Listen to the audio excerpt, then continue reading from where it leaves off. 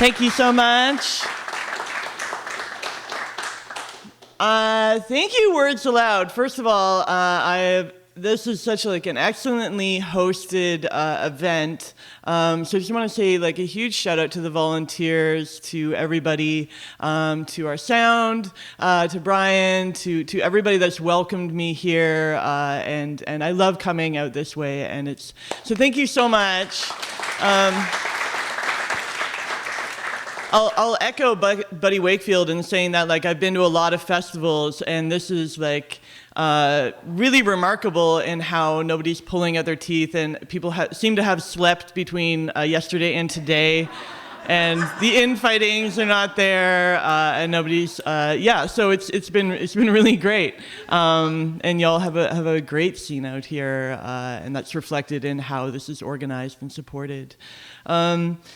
So I as was said, Lupercalia, y'all know this musical festival. I'm not sure if it's coming back this year. It took a little break, but I was the host for it. So it's funny to come back, and I've been to Owen Sound. I was in a band that played the Silver Hearts that play in Owen Sound quite a bit,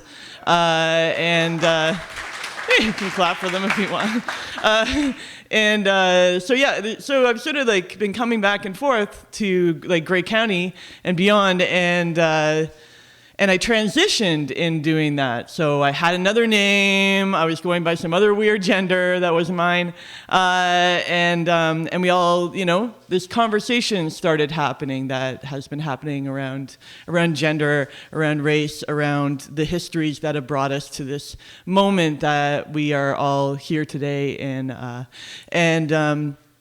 So it's kind of funny to go back to something and be this is my name and these are my pronouns, Charlie and they, them, he, him, and everybody kind of, sometimes I feel like my gender is like a party crasher, You're oh, you're back, and you're oh. It's the television show you'd never admit watching. Bachelor in Paradise. Anybody? Bachelor in Paradise? Yeah, here we go, yeah. It's the tampon that wanted a different life. It's a piece of spinach stuck in teeth so big it pushed a tooth out. It's a mouthful of blood in polite conversation. It's maybe why some of you stopped listening. Or maybe we don't know good news when we hear it anymore. Are we not artists? Do we not make dresses out of war propaganda films? Do we not plant tiny explosions called Think Different, called Let's Keep This Going Until We Get It Right? Coming out trans is trying to convince people there's not an avalanche going on when there's an avalanche going on. As I try to celebrate a life, I saved my life, look at my happy. But also some people seem to experience our mudslides and boulders dropping out of my mouth, they, them, he, him, trans, masculine. Dong, dong, dong, dong. Is there some sort of app I can use? Some sort of Google Translator that will make this sound like good news? Because I feel like I'm telling people that my best friend is alive again. I don't let him go this time. As people turn and flee, my male self asks me, how is the hiding, what you did to be called one of the guys? And I ask him to hold me, to try and pull me out of that mud. And I tell him that now that he's back, we can be a different man, be our own man, thanks to miracles like avalanches and conversations. I've got good news, I tell him. And he grins at me in this way that shows me that he is always knowing what I'm going to say next. Thank you.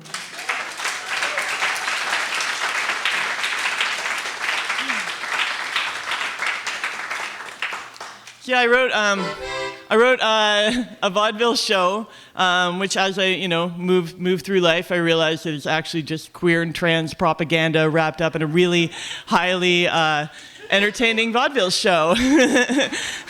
And it is about the last, here we go, Mel Malarkey gets the bums rushed, has a surprise ending. And it is about Mel's last night in her vaudeville theater before it gets turned into a bloody cinema house. And so it's about a lot of things, right? Because it's set in 1931, so the Depression is happening, World War I has already happened, people are coming back, we're like entering into, the next phase of terribleness, the Depression. And there's a real loss because vaudeville ended, right? So like all of these spaces where people went to be, where Mel would play Victor, where people would be, male and female impersonation artists. I think about that in particular as someone who did like female impersonation art for most of my life.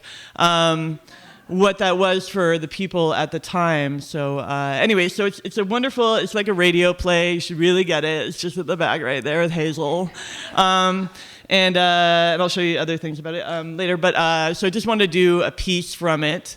So Mel is sort of like putting the show on, and like other acts are going on and all this sort of stuff. So this is one of the acts that happen. And then she does these odes in the back room where she's saying goodbye to characters, to the theater, to things in the like little asides in the green room, which is where a lot of the spoken word moments happen. So this is her playing her old counterpart, Dr. Sweeney, in Dr. Sweeney's Sweet Elixir for Dapper Gentlemen. Do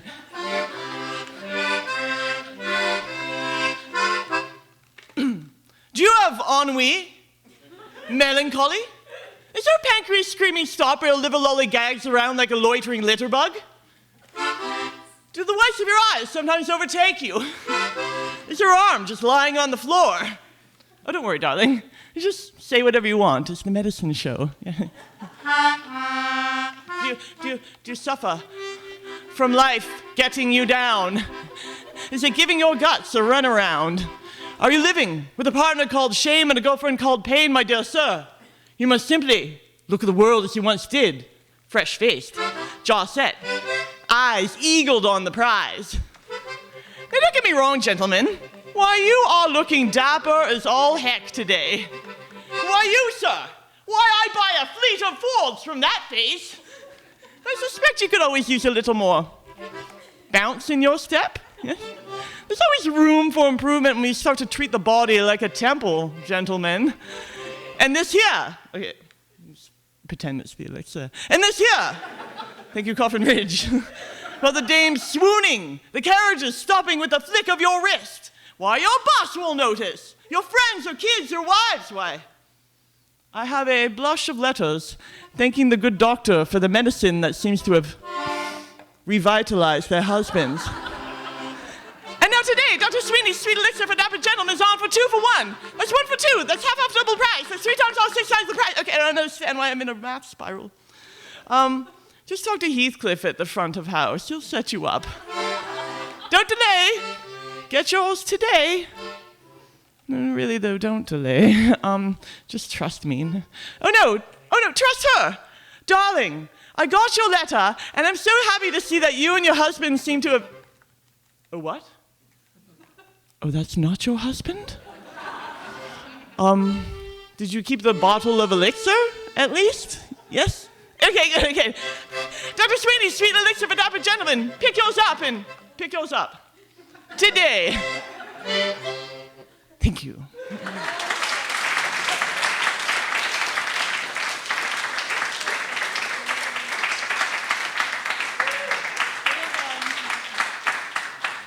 I want to do a little thing here. Maybe I'll just move this over here.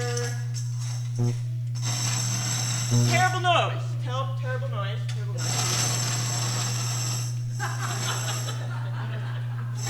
Okay. And we'll do this for a minute. We'll do this over here. There we go. Okay.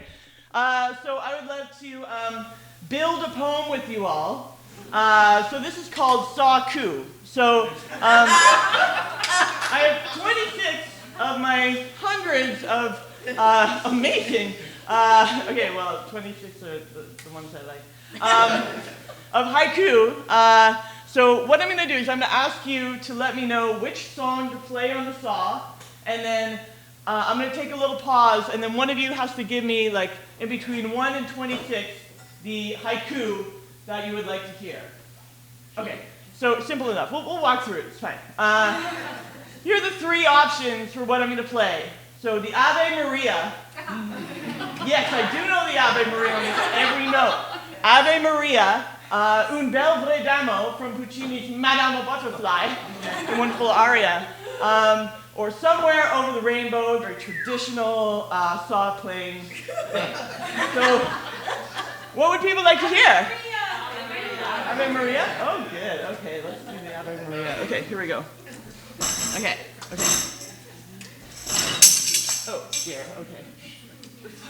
The foot tambourine's gone away. It's trying to leave. Charlie, can you tune the mic down? No, it's going to be loud enough. I feel like it's a good room for that. Yeah. Thank you so much, though. Brian, everybody, Brian!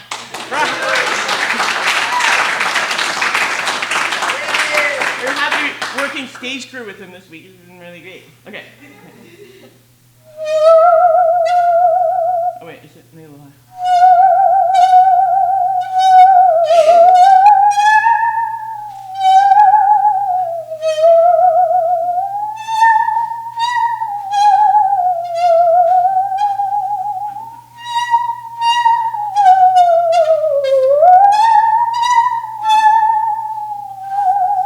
Okay, 1 to 26.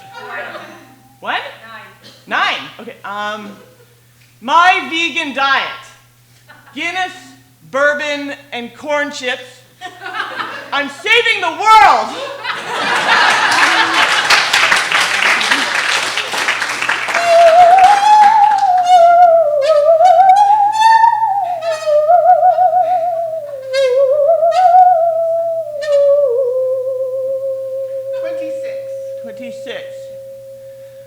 I wrote this poem while taking a dump. You might wonder why.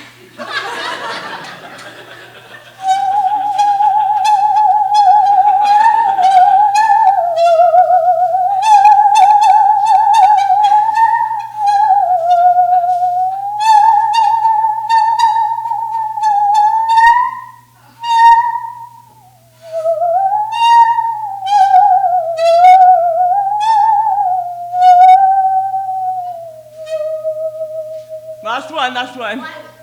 One? Ah, yes. I used to be nice, then I quit smoking.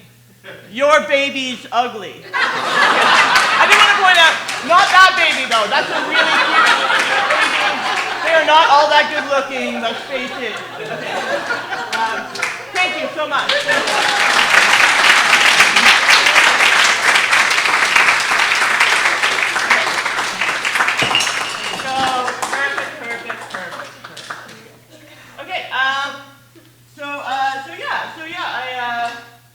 Speaking of magic tricks, thank you. Yeah, so it is kind of awkward to live your entire life without really knowing that you were, like I always used to say, you know, I'm wearing my drag to work today, I'm wearing my drag to, like anytime I dressed up as a woman, I would refer to it as drag. I knew when I was 6 that I wasn't quite a woman. I remember school crossing guard asked me again and again, because he was kind of an asshole. I didn't say the whole word. I don't know if we're allowed to swear. Why at a winery? Okay. I don't know, winery. And yeah, so I'm very grateful that we are in a time where I can hear that I can hear who I am, and that has been instrumental in my immense happiness and joy that I feel now, and sex is way better, and like way better. I'm just staring like right at you for some reason. Okay, anyway, here all day. So yeah, and before that, it was kind of like, okay, so I wrote a poem about the fact that I played a magic trick on everybody in my life for like 40 years. I convinced everybody that I was a woman, But obviously I'm a transmasculine person with the pronouns they, them, he, him. But until then, I wrote a little poem about that. So it's called...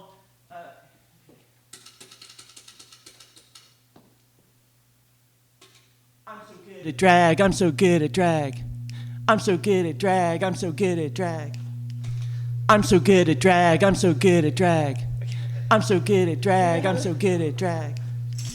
I'm so good at drag, I'm so good at drag. I'm so good at drag, I'm so good at drag.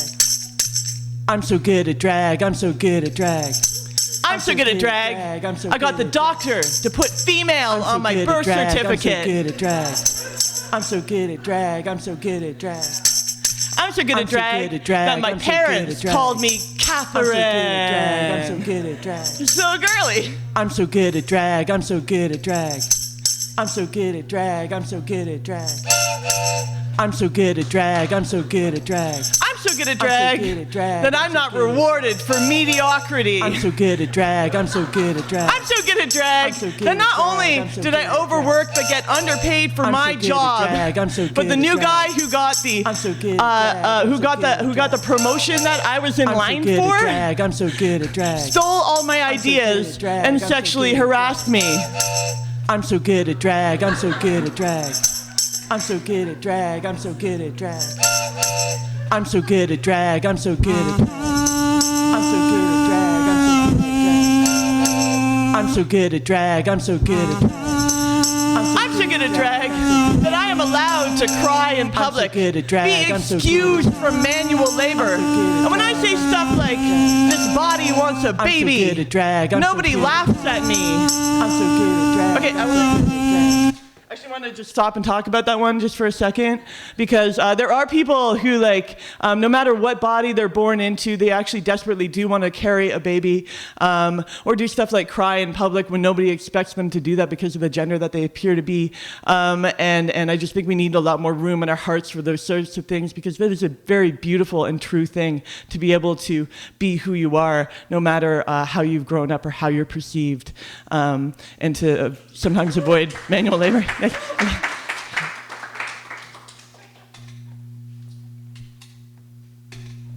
Okay, that just went away. Okay. Wow, okay, that's never happened before. Oh, maybe it went down one way. I'm so good at drag, I'm so good at drag. There we go, there we go. I'm so good at drag, I'm so good at... Okay. We'll do a cappella. The rest of it. I'm so good at drag that my boy band tried to pay me less than the other guys. I'm so good at drag that all my cis male exes thought that we were having straight sex the whole time. I'm so good at drag that RuPaul doesn't want me on his fucking show. I'm so good at drag that some of you don't understand what this poem is about. Thank you, everybody. Thank you.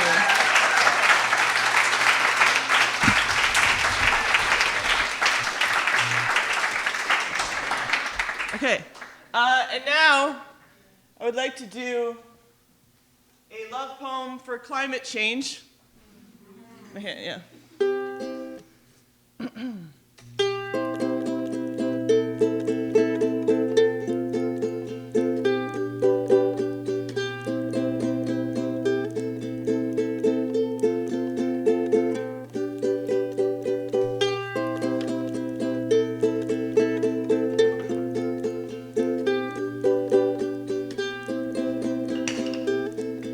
Done to the tune of Sleepwalk by Johnny and Santo.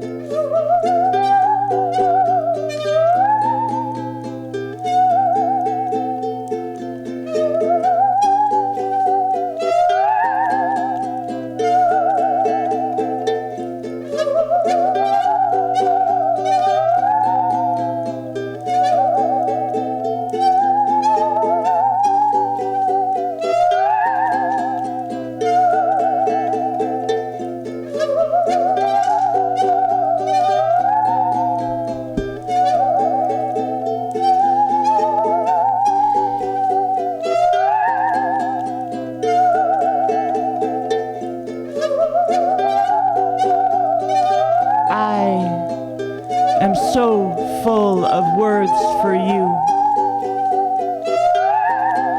I always have been.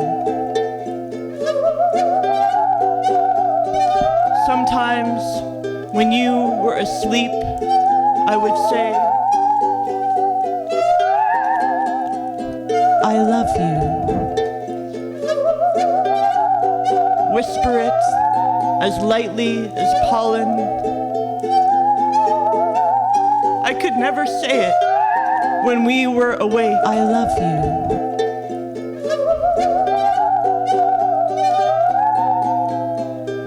And now, after the moon has fallen, I love you, into the ocean, and the bees have burned onto the sun, I love you. I hope that sometimes you can hear me saying, I love you, in your dreams. Maybe it is the voice of a willow. I love you. Do you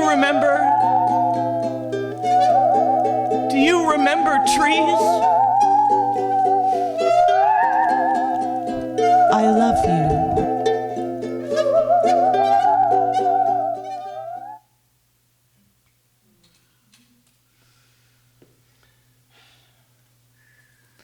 Thank you so much.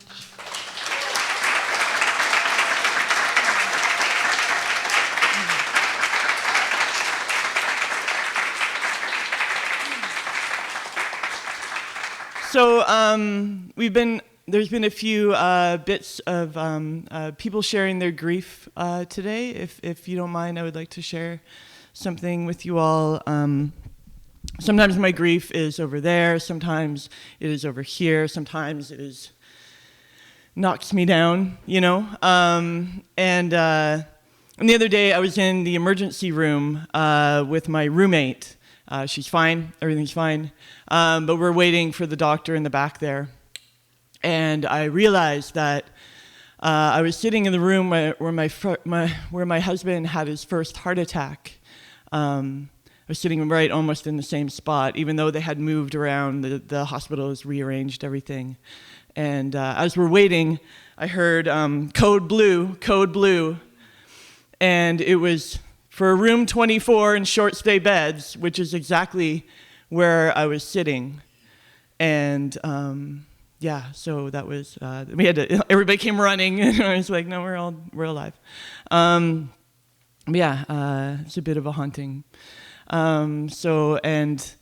A lot of people here I've met a few people who worked in the film industry and then moved up here after, and this was our dream. My husband and I both worked in the film industry. I did lighting, he did grip work, and his heart attack, I don't know if anybody's been through a heart attack with people, but it changes them. With my husband, it changed him drastically into someone neither of us really recognized anymore.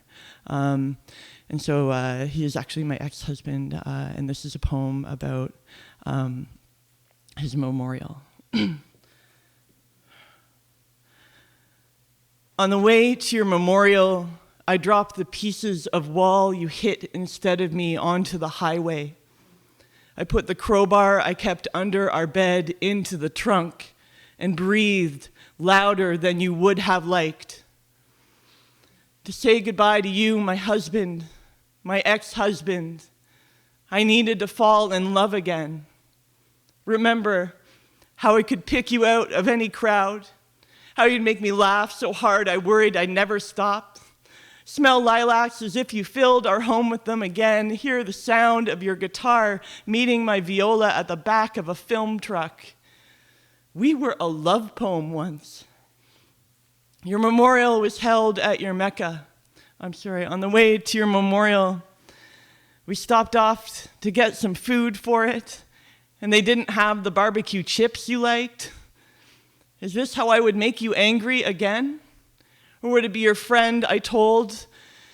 Did he know how much you hated me? The things I did to get you out of our home, would it be in the eyes of the friends of the family that I haven't seen since you left, laughing with everything you could take? 8 years, your nieces and nephews had an uncle that loved them so much it felt like my arms were torn from my body when the man you became took them from me. We were a love poem once. Your memorial was held at your Mecca. We always thought about moving in a place like this. I'm told these hermit hills sapped your depression. The heart attack that made you a cruel stranger did not have weight here. You worked the land like it would save your soul. Kept my letters, postcards, and love poems in a folder for your sisters to find. Told everybody that you loved me, that I never deserved your anger. Found forgiveness for the years you spent furrowed, furious at everybody. I only ever wanted you to be happy.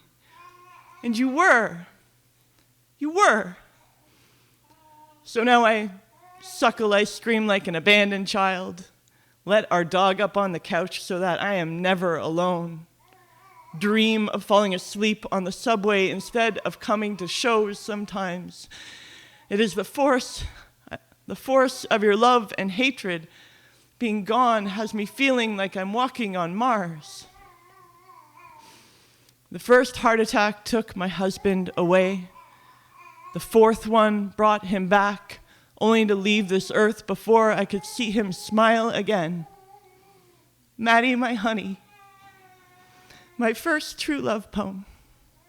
This is the saddest country song you ever wrote.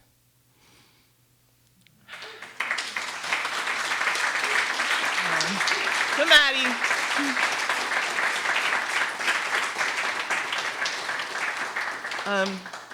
I've got one more poem for you. I'm going to bring you up a little bit. I know we're in a little bit of a sad place with death and climate change. But these are all true things, right? These are all feelings that we need to talk about more. And please take "Are you over it yet?" out of your vocabulary when dealing with anybody who's dealing with grief, because it is just the life after, right? It's just management of that grief and how it changes you and how it changes. It also, grief is also, I find, made me feel joy more intensely.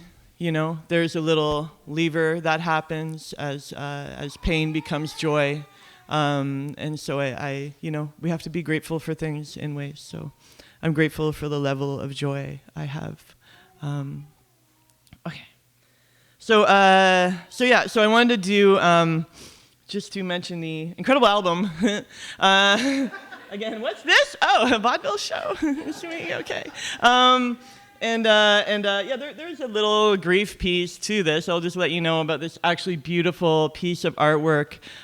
So Victor, who Mel is, had a beautiful relationship with the elephant lady, and this is one of the pieces in the play. So this is Ode to an Elegant Elephant Lady, written as if Victor had... Okay, I'll just open this up. Okay, I'll have to buy this one now. A wonderful artist, Emmy Zamira, did all the writing. So this is the poem that he reads for his late lover. And then in the back, and there's all these little keepsakes, and then in the back is a download code to get the album, and also the last letter that she left him before she went on that big sleep. So 3 different ways to get the album. If you would just like a download code, these are just pay what you can, and then I have another little album that's something I made at the Banff Center for the Arts, which is called Saw Poems. So this... I like to do this piece because we're in a state of, there's a radical state that we're moving into, and there are stories that are being told, and I like to tell the stories that not everybody is hearing sometimes. So this is a story about someone who the ways back, like when you've done something harmful, when you've lived a life that's violent, when we're lacking in these stories of people coming back. So this is about a hero of mine. When I was a little kid, my list sounded like this. I went to a different school almost every year, sometimes twice a year. So like a little queer boy who had a girl's name, showing up in your school in the middle of the school year, sounding like this is like, everybody wanted to talk to me and be my friend. No, they didn't. Anyway, so I saw someone who lisped and became my idol. So this is for him. I'm going to play an instrumental piece from the album behind it, and thank you so much. There we go. And blow my nose.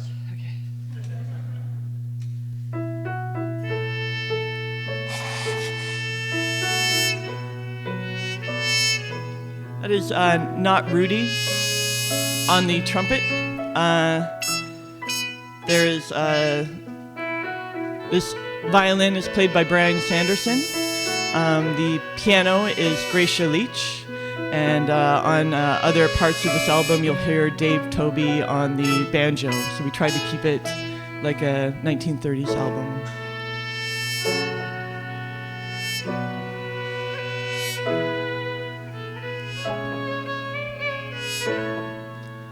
When people say they can hear the television talking to them, telling them to act, to rise up, to destroy their fellow man, we label them insane. But we called you champ. Mike Tyson.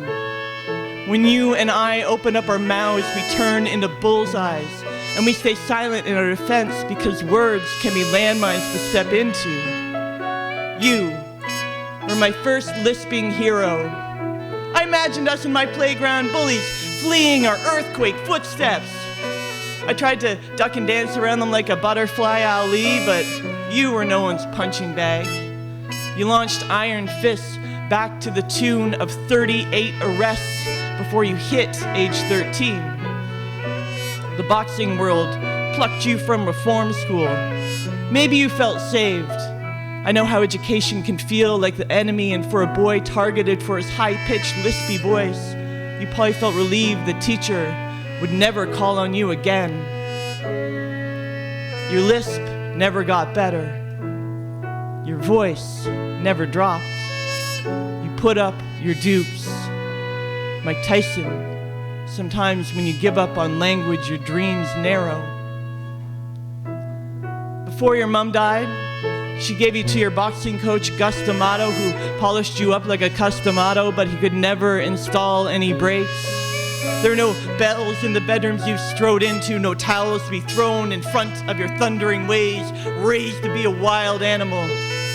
You look calmest, wrestling with your Bengal tiger. Even your friends say you belong in a cage. But Mike, you're as used to betrayal as being punched in the gut. I mean, the secret of your salvation left when you were just 2 years old. There are no S's in Dad.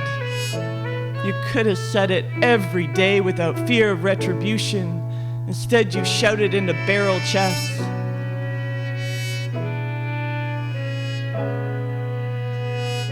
It bounces back with the blank stares of men who love you for your fists and the bags of money they bring. Maybe what you needed was a male embrace, not to be cut short by a bell. And now, in the wake of Hollyfield's spat-out ear, your empire crumbled, your 4-year-old daughter died, your other children looked at you in fear, and your beloved tiger paces behind some stranger's bars. The television calls you a monster, speaks of your lies, your crimes, your legacy of violence. Mike, I like your new heavyweight fight called sobriety. As your daughter's easy laughter makes you champion, the father who came back, the father who stayed. Sometimes the biggest fight of our lives is in how we fight for our lives. So thank you, Mike, for getting up again, for being a father again, for showing everybody the human behind my first lisping hero.